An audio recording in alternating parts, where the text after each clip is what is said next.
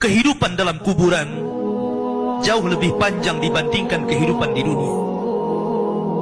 Nabi SAW bersabda, "A'maru ummati baina sittina wa sab'in." Bahwa usia umatku itu hanya berkisar 60 sampai 70 tahun saja. Sedikit yang lewat 70 tahun. Kalaupun ada usia yang sampai 100 tahun itu sedikit sekali. Tapi kebanyakan di bawah 70 tahun, umumnya umat Rasul itu sudah meninggal dunia. Tetapi ketika orang masuk ke dalam kuburan, usia dia di kuburan sampai kiamat ditegakkan itu panjang sekali. Anda bisa bayangkan, orang yang meninggal sejak zaman Nabi Adam sampai hari ini kiamat tidak dibangkit-bangkitkan, menunjukkan bahwa kehidupan kuburan jauh lebih panjang dibandingkan kehidupan dunia. Dari sinilah maka wajar seorang mukmin harus takut dengan kehidupan kuburan. Ma'asyiral muslimin yang dimuliakan Allah Azza wa Jalla. Tetapi para ulama mengatakan, apakah orang yang mendapatkan adab kubur itu munqati atau mustamir, terus menerus ataukah terputus?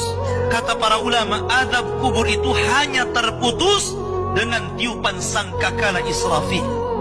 Ketika itulah Nabi SAW menceritakan bahwa Allah Subhanahu wa Ta'ala memerintahkan kepada Israfil untuk meniup sangkakala yang pertama.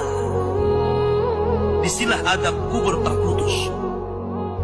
Karena ketika itu seluruh orang mati, baik orang yang ada di atas bumi atau yang ada di bawah bumi, baik kalangan jin, baik malaikat, kecuali makhluk-makhluk yang Allah kehendaki saja, semua hancur. Dan Abu Hurairah radhiyallahu anhu menceritakan kehancuran bumi setelah tiupan sangkakala itu adalah 40. Bisa 40 hari, bisa 40 bulan, bisa 40 tahun. Yang jelas Allah hancurkan bumi ini. Allah luapkan lautan ke daratan. Allah jatuhkan bintang.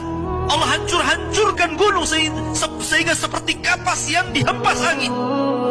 Itulah yang disebut dengan kehancuran alam atau hari kiamat. Baru setelah kemudian bumi tidak bulat lagi, tapi bumi terhampar. Allah ganti bumi yang kita pijak dengan bumi yang baru. Itulah yang disebut dengan padang mahsyar. Maka disitulah Allah Subhanahu wa Ta'ala memerintahkan Israfil untuk meniup sangkakala kebangkitan. Yang kedua kalinya Israfil pun kemudian meniup sangkakala. Maka dari situlah manusia keluar dari perut bumi. Wa akhrajatil ardu athqalaha. Allah keluarkan beban-beban beratnya.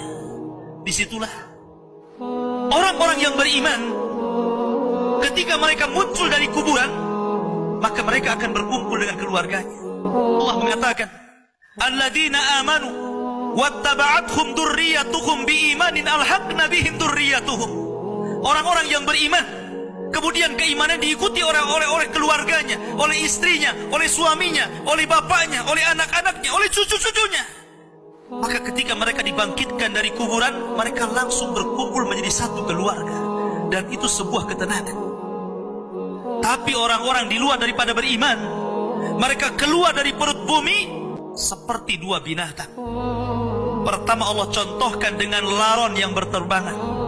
Anda bisa melihat laron apabila terbang di atas lampu atau di sekitar lampu. Lihat bagaimana cara terbangnya. Mereka akan saling tubruk dengan kawan-kawannya.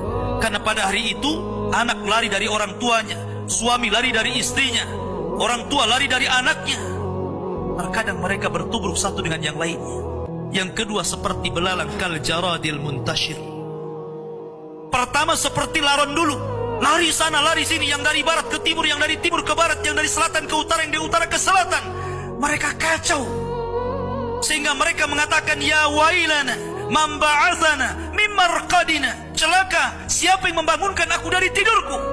Tapi orang-orang yang beriman hanya mengatakan, hadza ma wa'adar rahman wa sadaqal mursalin.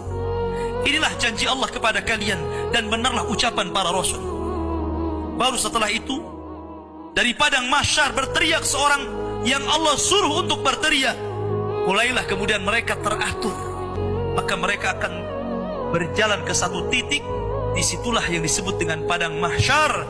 Mereka akan tinggal selama 50 tahun telanjang, kembali tidak dikhitan, tidak pakai sandal, matahari dekatkan 1 mil, keringat bercucuran, tidak ada makan, tidak ada minum.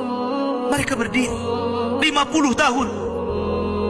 Sehingga akhirnya orang-orang saleh mereka berkumpul, datang kepada Adam minta syafaat. Adam memberikan udzur, tidak sanggup memberikan syafaat.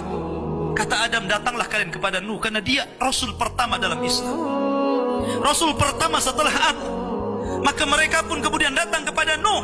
Nuh pun memberikan udzur, datanglah kalian kepada Ibrahim, karena dia Khalilur Rahman. Maka mereka datang kepada Ibrahim. Kata Ibrahim, aku tidak sanggup berikan syafaat, datanglah kalian kepada Musa, karena dia Kalimur Rahman. Ketika mereka datang kepada Musa, kata Musa, datanglah kepada Isa. Isa pun memberikan udzur, tidak bisa. Seandainya kalian datang kepada Muhammad sallallahu alaihi wasallam itu lebih baik.